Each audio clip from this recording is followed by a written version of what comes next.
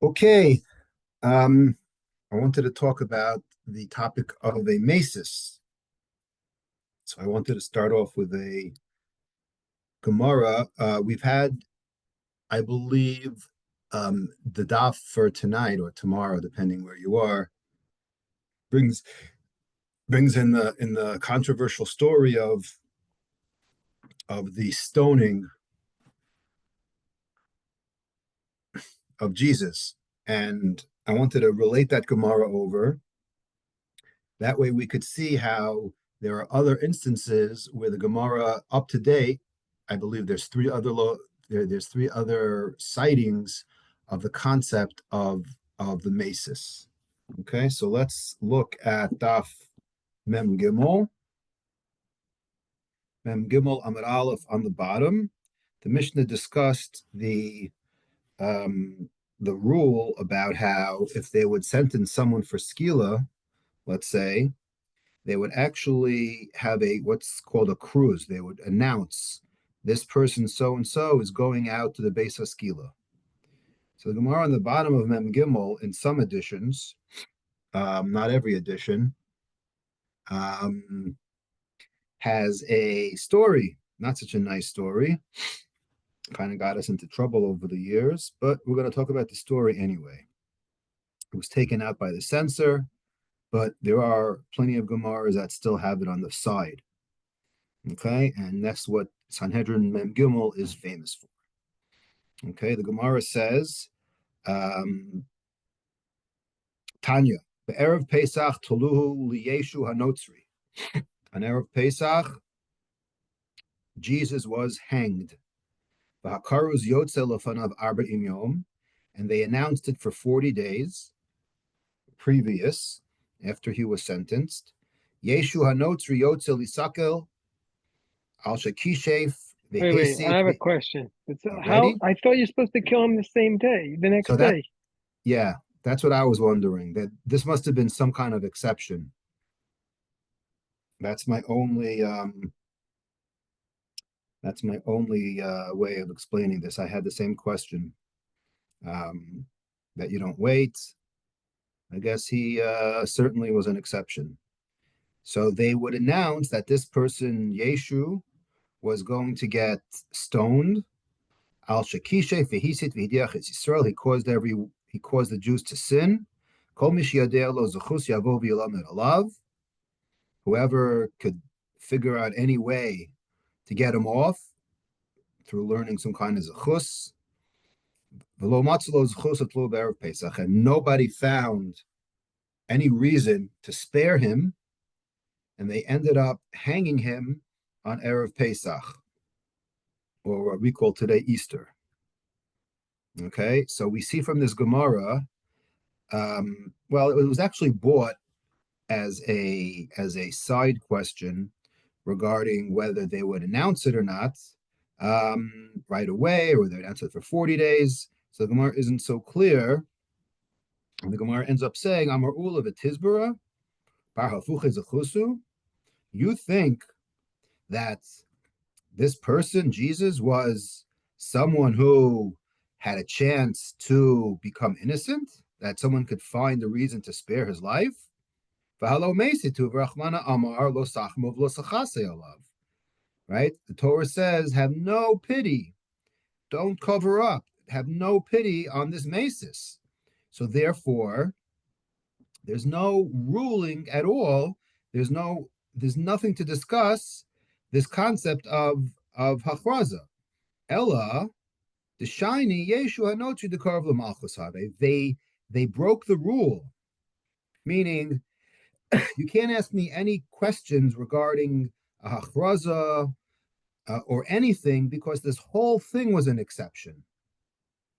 And that may answer your question about why, you know, why they didn't kill him right away. Is the shani Yeshu Hanotri the Karv Malchusavi? He had connections with the government.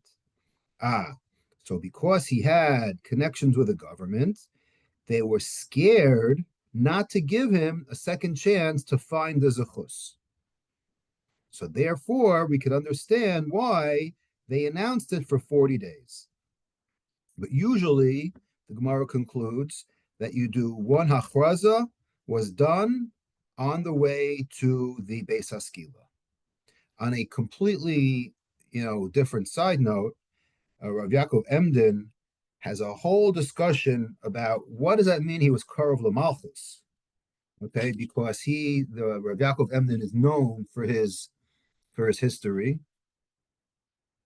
and historically, he doesn't understand how what timeline exactly Jesus was. I mean, we could talk about him for an hour. That's not the point of this lesson tonight, because there's many ways you could talk about this. But the truth is, he says he was a Talmud of Yeshua ben Prachia. Okay, the story in Sota at the end, if you remember, where Yeshua ben Prachia pushes him away, and that was kind of the death blow that his Talmud Jesus got, and he never returned. But still, he doesn't know where exactly this Karav Lamalchus comes from. Anyways, that's one instance of where we see this concept of mesis. Okay, again, mesis is an inciter, someone who incites other people to do avodah zarah. The second we had was way back on Daf Lamed Vav Amud Beis. Let's turn to Lamed Vav Amud Beis for another mesis sighting. The Gemara says, Tanya ein moshivin b'Sanhedrin zaken v'saris umisha ein lobanim. Okay, judges who either were not capable of having children or didn't have children are invalid to become judges. Rabbi Yehuda Mosef Afach Zari. Rabbi Yehuda said also someone who is known to be wicked. Okay. By the way, there's a really beautiful Rashi here that's not L'inyanenu, but I figured I would say it because it's really one of those things that one could understand if they have children. Rashi says, Zaken shashakach kvar tsa'ar gidol banim ve'en orach mani. We, as you could see, for the last month have been saying that we try to overturn and we try to find everybody's zechus, right? It's a great thing to try to, exonerate everyone at the end of the day. And one of the ways of doing it is obviously through Rachmanus. And the only person capable of exhibiting Rachmanus is someone who has lived through raising children. And that's exactly what Rashi says over here. If you don't know what it's like to raise a child and have Rachmanus, then you will never have Rachmanus on someone. It's one of my favorite Rashis in all of Shas, just as a side note. However, what does this have to do with a mesis? Because as we're going to see, this is another case where we say not by a mesis.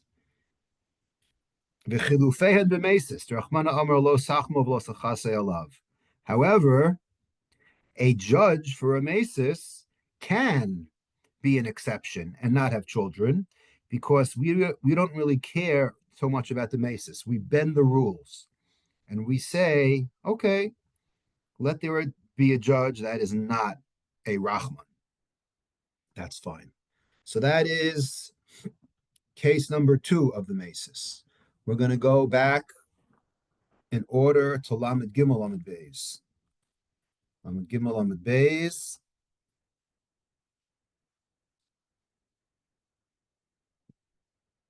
is the next case. Minayin liyotze mibeis din chayav v'amar chad yesh li lilmod alav zechus. Someone is pronounced chayav, and someone screams out, "Hey, stop the press!" Right? I could find a zechus for him. Let's spare him. Minayin shemachzirin oso Talmud lomar naki al taharog. Someone who is really nucky, or you could make nucky, don't kill him. Okay, it's a special love. How about the opposite? Someone who leaves, he's he's Zakai, and halfway home they say, hold on, someone has a claim that could learn a chova on you. So that's it. Once he's free, he's free. This is almost like double jeopardy, right? If you're out, then you're out. They can't get you again. Talmud Lomar tzaddik al taharog.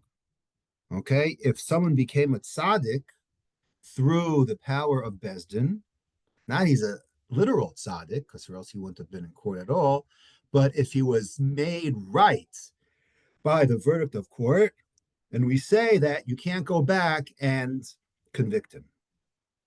So says the Gemara, how do you know? Talmud Lomar tzaddik al taharog.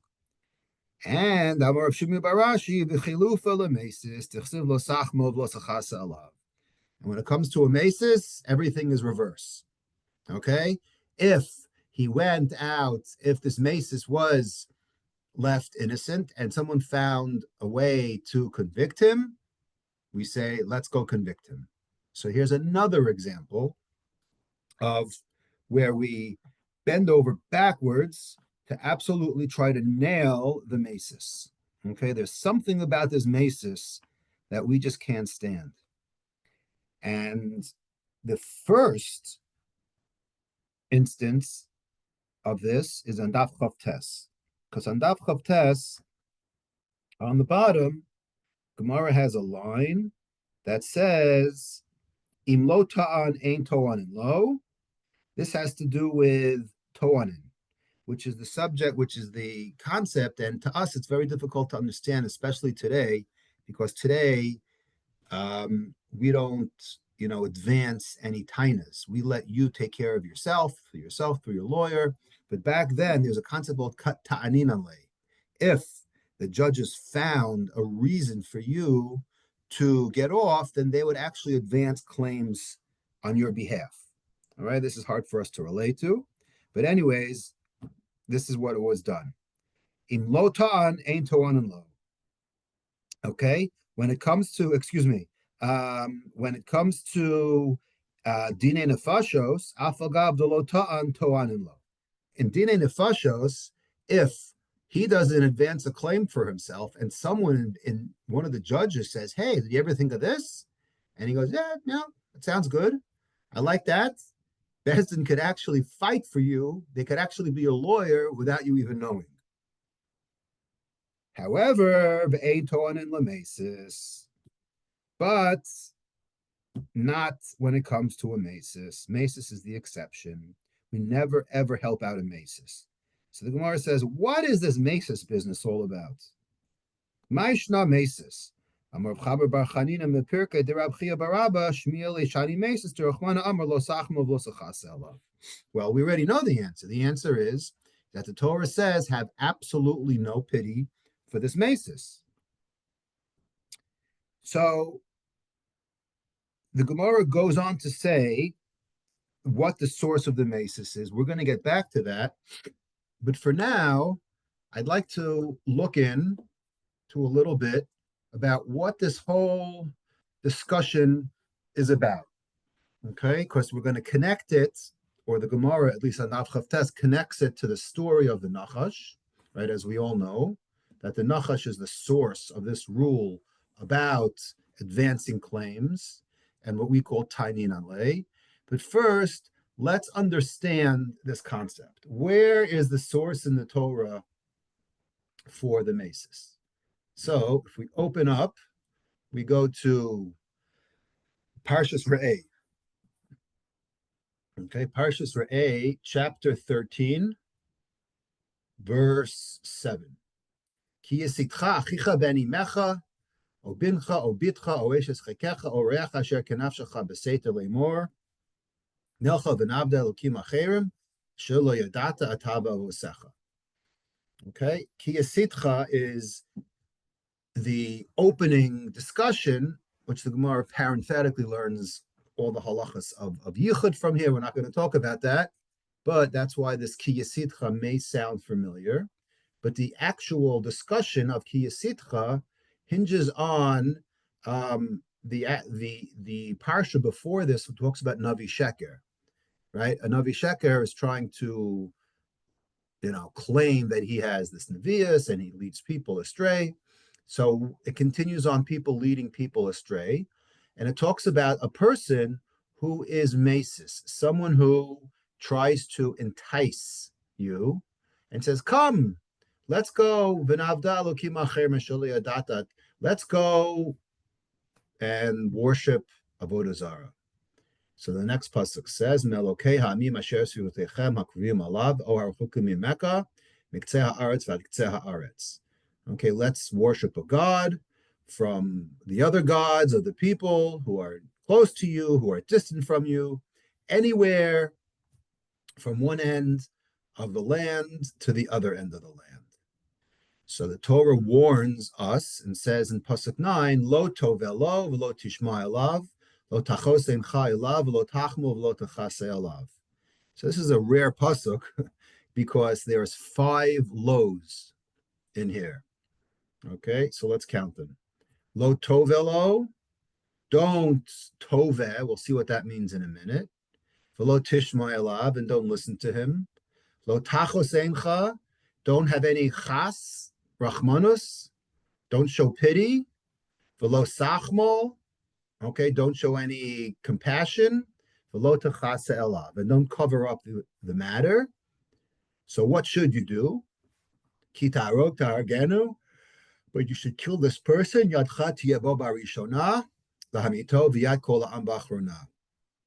hand, i.e. the witness who put him to death, who actually made him guilty, he should actually be involved in killing him, which is also very rare. We're going to see that, this is one of the most unique items, one of the most unique lavim, that is, because other than, breaking a lot of the rules we have this concept where the court doesn't kill him, the witness himself actually kills him.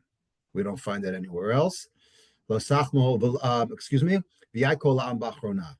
followed by the rest of the people should kill them.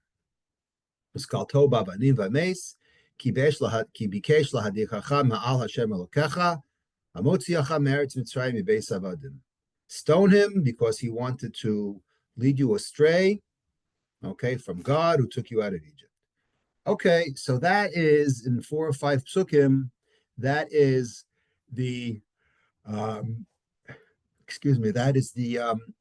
is the masis. So what's interesting about this, about that one specific pasuk, lo tovelo, so what does lo tovelo mean? So Rashi says, lo tihed ta'evlo, lo tahavenu. Basically, don't feel any love, any taiva, right? The word toev comes from a taiva to him, meaning why should you? So what this pasuk does is it tells you we are going to literally break every single rule of morality that we have taught you up to date. We taught you in Parshas Kedoshim that love Jews, hafta l'orecha kamocha, right? We told you to help Jews. We told you to have rachmanos on everything that I told you. We do the opposite now when it comes to a masis. A real fascinating, right? It's like it's the lowest form of humanity. Okay, we completely throw the book at him and say, you are not a member of Klal Yisrael, so nothing that we learned previous applies to you. When it comes to ahava, we don't love you. You're not in the category of ahavta l'orecha kamocha. The next clause in the verse, v'lo tishma elav, okay, meaning don't listen to him when Rashi says when he starts crying and he is trying to save his life, okay, and he's trying to save himself, don't forgive him, because we know that you have to help your brother. However, lazelo tazov, this is the exception. What's the next exception? Lo tachosein chayelav, right? Don't don't have rachmanas on him. Rashi says, we know that what? When you see someone that is in a dangerous situation, you have to save him. You have to go out of your way and nearly risk your own life to save someone else. Alzel lo tachos. Says Rashi, this is the exception. This person shouldn't be saved. Okay? And the lo sachmo, Rashi says, don't have pity on him. Lo tapoch bizchuso. Don't find any favor, don't find any reason to exonerate him in court. It's interesting. I saw the Ramban actually argues with Rashi on the pshat of lo tovelo. Right? Rashi says, don't love him. It comes from the word taiva, like a longing to him. Don't have that. The Ramban actually said, if I could find it, the Ramban actually said no. He says the Gemara, the Ramban says Ava Gemara Amru Ha'ava B'Shama Chayev. Okay, so he brings a raya v'chanadavar ki Ava Lashon Ratzon v'lo Ava Hashem Elokecha Lishmoa El Bilam. The word Ava means consent. Okay, so it doesn't mean to love him. It means to consent, okay, to the words. Don't agree to him, okay? That's the way the Ramban actually learns the pshat of the word lo tov elo. And just in general, the Ramban brings down later on in Parshas Kitetse regarding the Ben Sower Umoreh, because this mesis has something in common with a Ben Sower Umoreh, as well as one of the members of Ir Hanidachas, as well as an Eid Zomim. Those four people that I just mentioned are in the category that the Gemara later on in Sanhedrin is going to say Arba Tzrichim Hachraza. Okay, right? We talked about the Hachraza before by announcing when someone's about to die.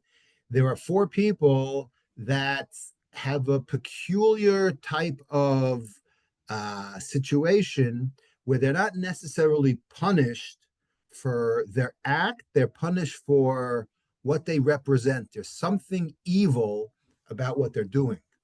That's why they actually have to be called out, right? You don't call out someone who wears shatnez. He gets malchus, he gets that, but there's nothing like there's nothing deep rooted in his sin. When it comes to those four people, right? The Ben Sower Umoreh, for example, it says hachraza, right? These people have to do a hachraza. So the Ramban, I'm reading from Parshas Kitetse, says over here, right? Remember it says that by the Ben Sower Umoreh. It's not so much that we kill this person, it's rather to notify the other people. And other people shouldn't follow in his footsteps.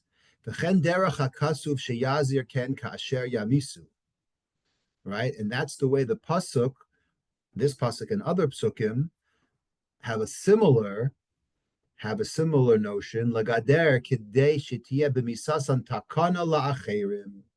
Okay, it's not so much for this person, it's for the general public. Okay,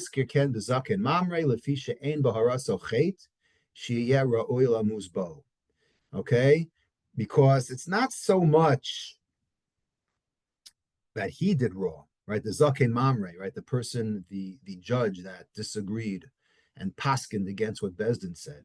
There's nothing inherent in that action, but rakhu lahasir hamachlokas min haTorah, kasher pirashti. But it's what he does. It's what he stood for, right? Spreading machlokas is a horrible thing. So we really, like I said, throw the book at him, and we're machres. Chen be'edim zomimim, chen hisker b'mesis lefishu nerag b'dibur hara b'ilvad afapi shelo abed hanisis avodah zara. v'lo shama elav. And one of the things we're going to see is why mesis is so unique, is because even if you weren't successful, you're still chayav misa. If you even attempted to convince people to serve avodah zarah, he is killed, even though he did not do a good job in convincing people. Okay, the people didn't listen to him. His death is to bring alertness to other people. Okay, so that's a very important Ramban in his discussion of why Mesis is so chamor and why the Torah has to have this special din of hachraza. Okay, so as by now we could see that we absolutely break all of these all these rules of morality about haftal recha kamocha and azov tazov imo, right, and all these things that we typically do, right? Now there's actually two other things, right? We learn, like if that weren't enough, the Gemara actually we had earlier. Let me find it on Daf Ches in Sanhedrin, way back in the first parak. Just wanted to show you another example. Let's go to Ches Amud Aleph on the bottom. I'm sorry, Ches Amud Beis. The Gemara said, the Tanya Usha'ar Kol Chai V'Misa Shebetorah En Mimisa Nasam Ela Be'eda Ve'edim V'Hasra. Remember that? V'ad Sheyodi'uhu Shehu Chayav Misa Bebezdin. The way it works is you have to give real hasra, and you need witnesses, and everything has to flow right. Okay, but the Brisa says usha'ar kol chayve misos. That's when it comes to all the chayve misos, and Rashi says, except for mesis. Rashi says v'neherag b'li hasra al yidei hachmanas edim. You could kill, believe it or not, a mesis. You don't need to give hasra. We know the cardinal rule is what? You need hasra to kill. This is it. This is one exception. Now, when it comes to the mesis, there is absolutely no hasra necessary. You could just plant Adam that actually saw him do it. It's almost like a setup, right? And the last example, this is an interesting example. This is an interesting case. Is the Gemara in Makkas I saw on Daf Yud Beis. The Gemara says, Amar Rabba Barhuna, Chentan Be Rabbi Shmuel, Lakol Ein Haben Nase Shaliach La'aviv Lahakoso Ulu Kilolo. Right? We have a rule that here's a case. You're in Bezdin, and the person is Chayav Malkus. Okay? And his son is the Shliach Bezdin, right? So your father is on trial, right? And you work in the Bezdin, and your job is to give Malchus. And lo and behold, the person who you have to give Malchus to is your father. Are you allowed to do that? Can you become the Shliach to hit your father? So what do you think we say? Absolutely not. Guess who the one exception is? Chutz mimesis, sharei amar Torah lo sachmu v'lo sachase. However, if your father was a mesis, you break the rule and you say, absolutely, you could hit him. So we see already that this is, there's a lot of exceptions we see when it comes to mesis, and the svara is because it's like what the Gemara in Chelek says. It's the concept of chote umachte. If you want to sin, then go ahead and sin. But when you start causing others, then there's nothing lower that one can do, in terms of your relationship with God. That is the absolute, that's the absolute lowest. I wanted to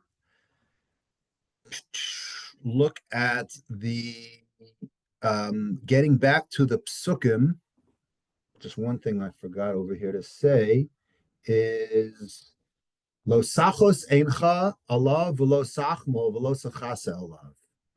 Okay, there's a really um, big discussion about how we deal, and we've had this a number of times, how we deal with Rashaim and what are we allowed to do and to what level do we go to punish them, okay, if we know that they're Rashaim, right? We've had various Gemaras. If you remember the Gemara in Brachas had a discussion between Rav Meir and Bruria about, what to do with, bad people. We had a debate. Once in a while, we delve into that topic throughout Shas.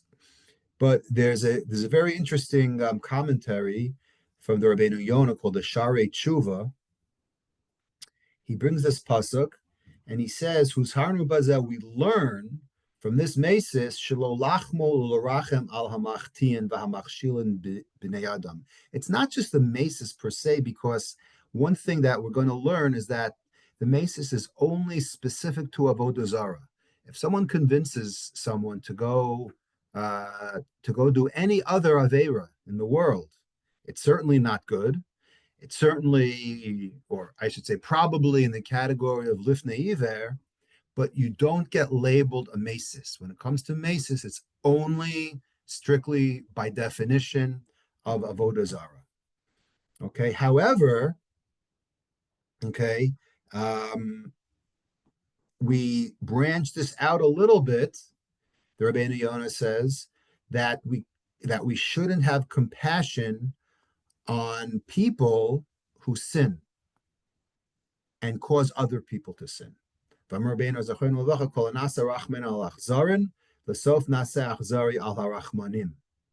he quotes a medrash in Vayikra that says if someone has rachmanus on an achzar, on someone who's wicked, right, we're supposed to have rachmanus, absolutely. But if we have rachmanus on the wrong people, okay, on achzarim, then eventually, l'sof naseh achzari al rachmanim. It's a play on words. We're going to end up being mean to those people who are, in fact, merciful, right? It'll be like a v'nahapchu, right? Horrible thing. That's the Sharei Tshuva. And the Orchos Tzadikim, okay, says something very similar. He says, Yesh rachmanus shehi ra yosem achzarios. Right? Believe it or not, he says, again, what we would call it is, in today, is misplaced mercy, right? We're a very loving and liberal and compassionate society and whatever, without getting into politics and everything. But sometimes having mercy on the wrong people, right, ends up backfiring, right? If you look at what's going on in Israel and the hostage deals and all that, right? That's the big taina, as they say, right? The complaint is that here we are giving back all these murderers, right? We're not having compassion per se. We're using it for a deal, but there's a underlying problem of showing, compassion on these people by returning them and whatever. It gets very, very complicated, but here's a little bit of a source where it says that misplaced rachmanus is worse than achzarios, worse than cruelty. Okay, this is it. This is the Orchos Tzadikim speaking. Kagon hamarachem al harashoim v'hamachzikosan. Okay, if you have mercy on the wicked, right, and what it does is it basically strengthens them. V'yesh mechshol gadol li'ish hamagbia harashoim v'notzen lehen yad. And he says that there's a great michshol, a stumbling block, right, before the one who raises up the Russia and gives him his hand. Okay, umashpil hatovim umoes bahem, right? And what he does is he rejects the good, and he's moes. It's no good. Okay. Not only that, that's one example of misplaced rachmanus, and the other example is v'lo yirachem al ani badin. As much as we want to try to help aniyim, But if there's an ani that's a poor person that's involved in a case, you have to be fair, right? There's a special law, right? The dalo to hadar beribo. We see that in Parshas Mishpatim. Shelo yata mishpat avor doch koshel ani. You don't you don't sway the din just because a person is poor. And then he gives an example, V'yesh rachmanut shehi achzariot. What's another example of rachmanos that ends up being wickedness? Kigon hanosin staka la'ani. If you help an ani, so far that's good. However, there's strings attached. V'achakach machber aloso ani v'omer nasati locha kach v'kach tzarach atal litroch ba'avuri v'lavodosi k'chol asher asiti locha. Hey, I gave you money.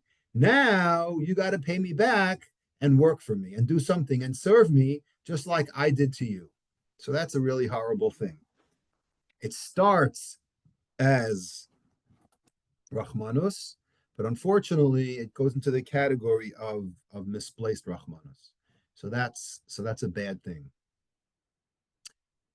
One of the most interesting things as we transition now to the Sefer HaChinuch is if you open up the Sefer HaChinuch in Parshas Re'eh, you will find that there are 6 mitzvos related just to a mesis. Okay, I challenge anyone to find a mitzvah that gets dissected so much where we have 6 separate lavim for just one action.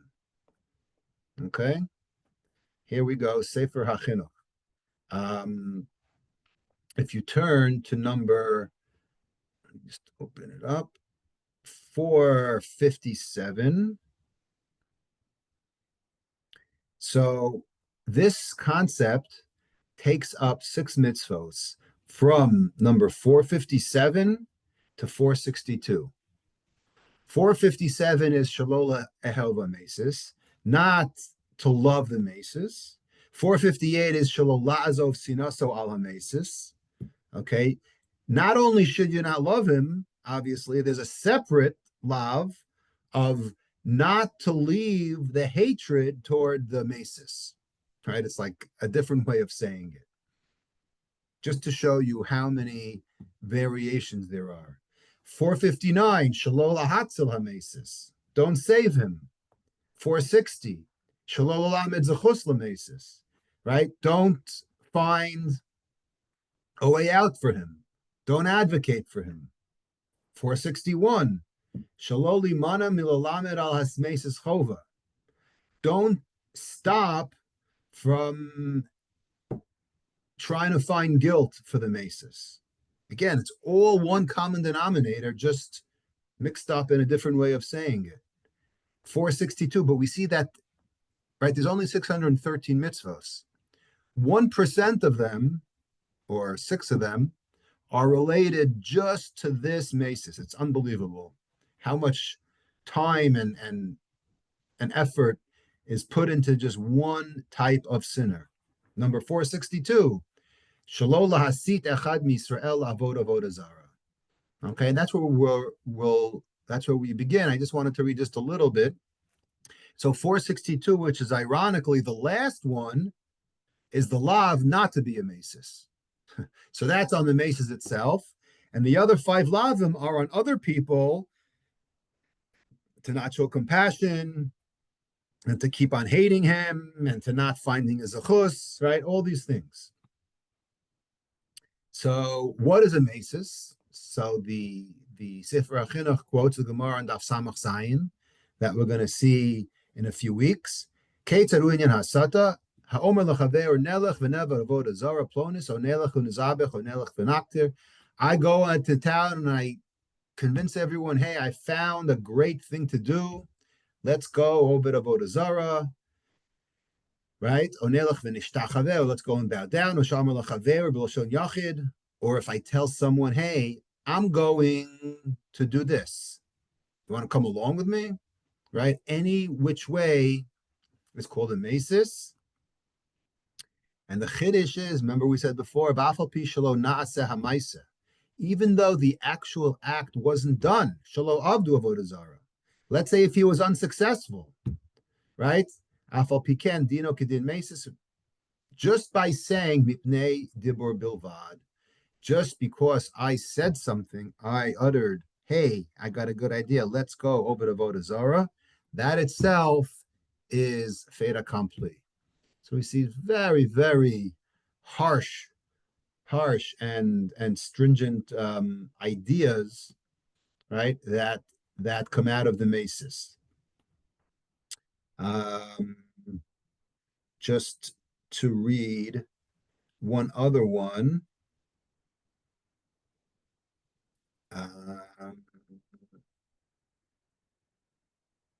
Number 458. Shlola azov sinato al hamesis. Right? To keep on hating. Right? Shetie sinas hamesis kvua bilbavenu. Kolomar shalom nakel benetiras hanakama mimenu al kol hara asher chashav lasot. This is similar to what Rashi said, right? Said that you're not supposed to have nakama on people. You're not supposed to not help them, right? Here it's just the opposite. So the Isser is, believe it or not, that we should not lighten our grudge, okay, um, to exact revenge from him for everything that he did. Continue to hate him and always try to find the fault for what he did. Okay, so we see again how how stringent this is over here. So let's get back to the part that we skipped in Sanhedrin, because Gemara over here says, we know all the psukim we just read in Parshas Re'eh, but how do we know? Amar of Shmuel bar Nachman, Amar of Yonas Aman, Sanhedrin Chavtes Amad Aleph, Minayin she'ein toanin l'mesis. How do we know that what? Usually Bezdin advances claims to help people, not by a mesis. Why not? Shenemar, Minachash HaKadmoni, from the story of the Nachash.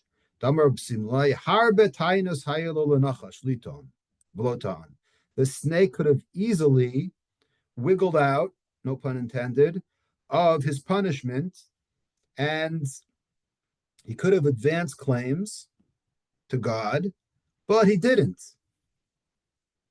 Right? He didn't advance claim, and God didn't help him out either. So why didn't God help him? Because he didn't say anything. Meaning, you want to help yourself? Then say something. We're not going to help you. What in the world could the Nachash have said? My Harav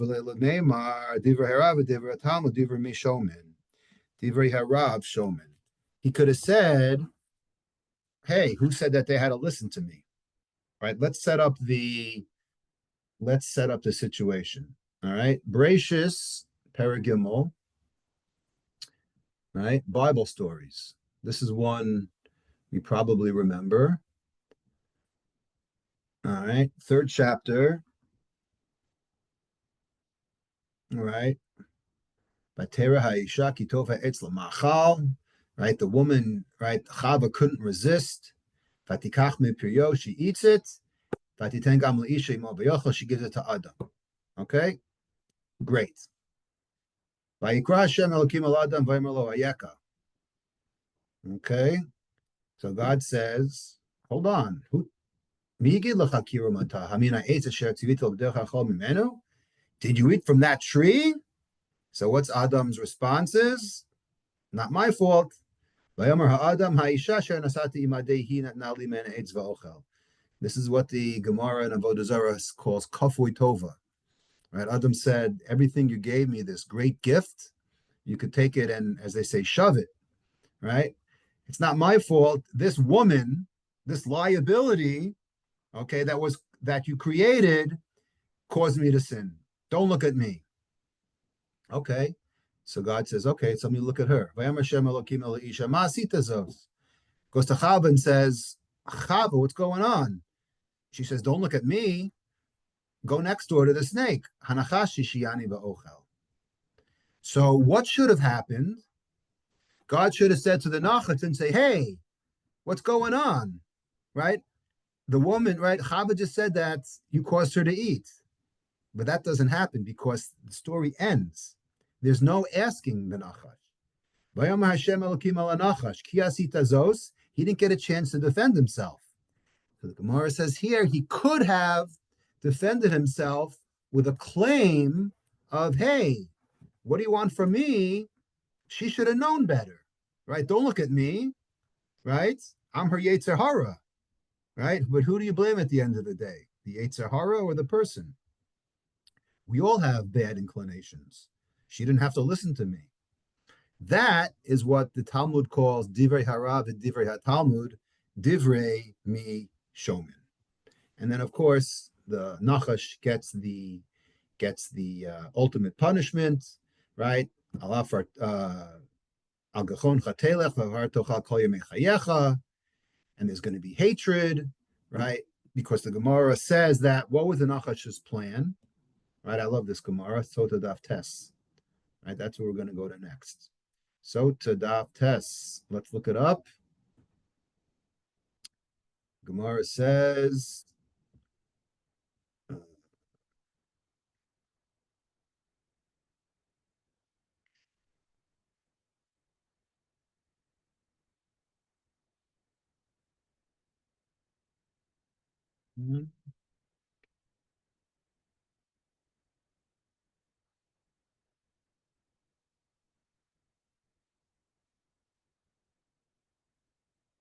Sota Daf Tes. Ani amarti yehalach b'koma zekova. What was the Nachash's plan? Right, he had to have some kind of calculus. He said, "I'm going to marry her." Okay. The Gemara says, "Ani amarti yehalach b'koma zekufa." God said that the snake will walk, but now agachon chayelech. Ani amarti hey machal machal adam achshav afar yochal. That's what God planned. Hu amar eroges ha'adam ve'esas chava. God, the Nachash's plan was, you know what I'm going to do? I'm going to trick her to eating it. However, the problem is she's married to Adam. So how am I going to get in between them? So he says, well, I'm going to kill Adam and I'm going to marry Chava. Achshav, now that there was a sin, Eva Ashis Beinach, everyone's going to hate each other. So my whole plan, said the Nachash, went kaput. There's a very famous Marsha on that. The Marsha says, I don't understand. What was his plan? That Adam was, right, that he was going to kill Adam. But how does that work, right? If Chava was going to eat together with him. Says the Marsha, V'im Kain gam hi tamus. Okay, so therefore the Marsha has to answer very, very clever answer. I saw other commentators say something similar to this, right? He says, Kitzivu Hashem Yisbarach la'adam shalachim min ha'etz hadas hayakodem shenivres Chava. If you actually look at the psukim, okay, you'll notice that the tzivui was when Chava wasn't around yet. It was before Chava was created. However, the question is, well, so how was Chava nitztava in the Achila if she wasn't around? So the Marsha says, Umihu gam Chava nitztava b'achilasa, sharei nensha b'achilasa, temin lamanar partzofaya, ben lamanar zanafaisa, hi achelek mimenu. V'achelek bichlal hakol. She was part of Adam. So therefore, because you were part of Adam, you were included in the commandment. So that's where the snake, that's where the Nachash went wrong. The Nachash didn't know Torah Sheval Peh. He didn't know that she was included in him. So that's, without going into the whole Marsha, that's basically what the what the Marsha says on that. In the last few minutes, because we brought up the Nachash, I thought it would be interesting to give a little bit, Bereshis is one of those parshas that people don't really learn Be'iyun because there's, it's right after Sukkot and there's always things going on. But I just want to point out a few things. first of all, the Gemara says, Divrei Harav Divrei Talmud. Okay, so we had like an agada to answer a question, a halachic question. How do you know? Again, we lost the forest through the trees a little bit. How do we know that um, there's no pity and we don't advance a taina for the maces? Because we learn from the Nachash. That's what the answer is. So Tosfos asks a very good question. Tosfos says over here, can't every single maces say divrei harav and divrei hatalmud? Meaning, from the fact that we learned this, that the Nachash could have said it. So why don't we take the fact that the Nachash could have said it and have every maces say, "Hey, I try to convince him, but hey, I should be pater because he doesn't have to listen to me." So Tosfos' answer is very interesting. He says, "V'yesh lomar, the davka nachash lo nitztavish lo lahasis," because the nachash had no prohibition of being a masis. It didn't exist yet. He was the very first one, so he didn't have the lav of being a masis. So therefore, v'lo nenash, therefore he wasn't punished. El lefi shabata takala al yado. Aval mesis shenitztavish lo lahasis nimsa kishemesis over. But a masis has the tzivoy already. So therefore, he can't use the p'tur of divrei harav and divrei talmud. It was only like a one-time usage in the world, and that was reserved for the Nachash. So that I found one of the interesting things.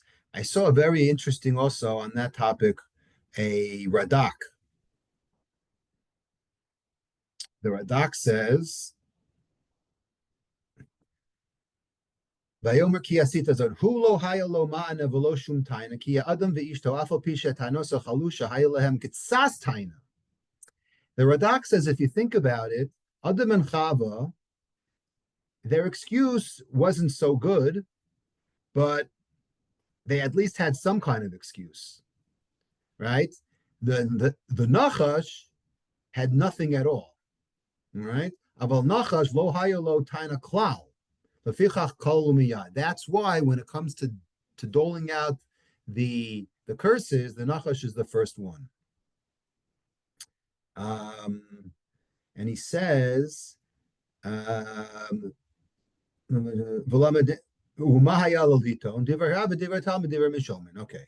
Va'ani Omer, and here's a very interesting paradox. I'm not sure I understand it 100%, but it's very deep. Va'ani Omer kizel lo haya taina el l'chayev ha'adam. This taina of divrei harav that the Nachash could have advanced is only a taina so that Adam should be chayev. But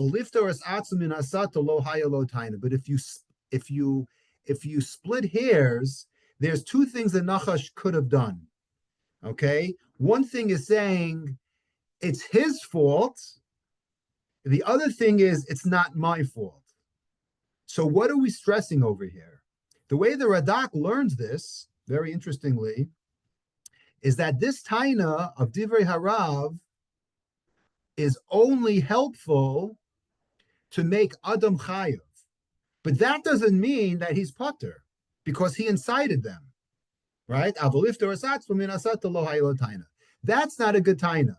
The only thing he would have accomplished is say, hey, Adam is chayav. I'm chayav also, but not that I'm pater altogether. So that's a very big chiddush, at least in the eyes of the Radak. One note that a lot of the Mefarshim make, Tosfos, and I saw a few other commentators basically say, what in the world does this have to do with Avodah Zarah? Right? We got all entwined in this, but if a mesis is about Avodah Zarah, and the source is from the Nachash was Gilu Arayas, I don't know what you want to call it, but it definitely wasn't Avodah Zarah. So Tosas asked that question, and a few others. I think, yeah, it's actually the Bartanura asked that question.